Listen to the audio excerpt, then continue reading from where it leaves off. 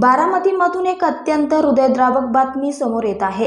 बारामती पारवडी मार्गावर काल रात्री उशिरा झालेल्या भीषण अपघातात एकाच कुटुंबातील मायलेकींचा दुर्दैवी मृत्यू झाला आहे। या अपघातात पती आणि 2 वर्षांचा चिमुरडा गंभीर जखमी झाले। बारामती कटफळ पारवडी मार्गावरील परेड वस्तीजवळ हा काळजाचा थरकाप उडवणारा अपघात घडला। मिळालेल्या माहितीनुसार मयूर कोकणे हे आपली पत्नी रुपाली, 5 वर्षांची मुलगी सान्वी आणि 2 वर्षांच्या मुलासह दुचाकीवरून बारामतीहून पारवडीच्या दिशेने निघाले होते। मात्र वाटेतच काळाने त्यांच्यावर घाला घातला।